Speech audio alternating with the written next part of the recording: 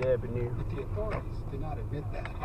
But the Russians are now admitting things are not going well on the battlefield. The top commander acknowledging his forces' position in Ukraine's south is, quote, tense.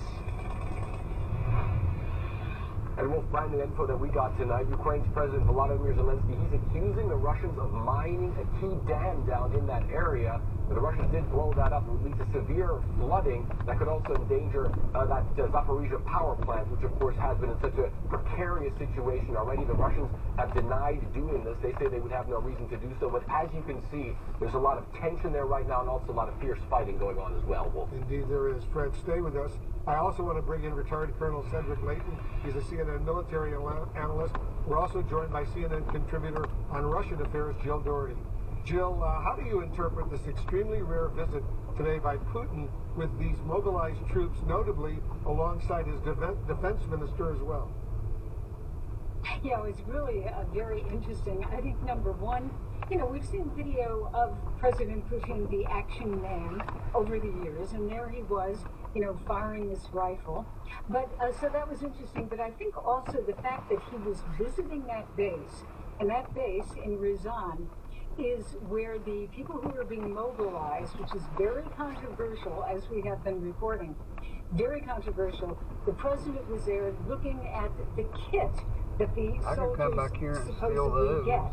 And it was, you know, very thorough. It had a kind of a pad for sleeping, weapons, shoes, boots, etc.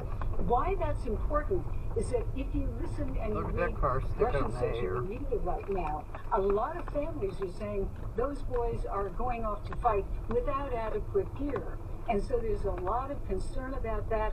Families say that they have to buy their own gear for their guys. So this is, I think he was trying to show, yes, I'm involved, and yes, this mobilization is going well, even though there's a lot of criticism. And I know you're monitoring Russian social media, Jill. Thank you. Colonel Leighton, out there on the battlefield, Ukraine now says Russia's task number one, their words, is holding on to the southern front line. But Ukraine is also deeply worried about Russia relaunching an offensive in the north from the border with Belarus. What are you watching?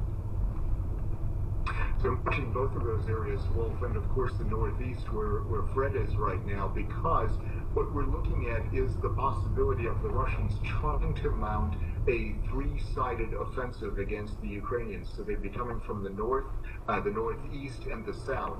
If they do that, that of course puts a lot of pressure on the Ukrainian troops, a lot of pressure on their ability to defend this territory. Can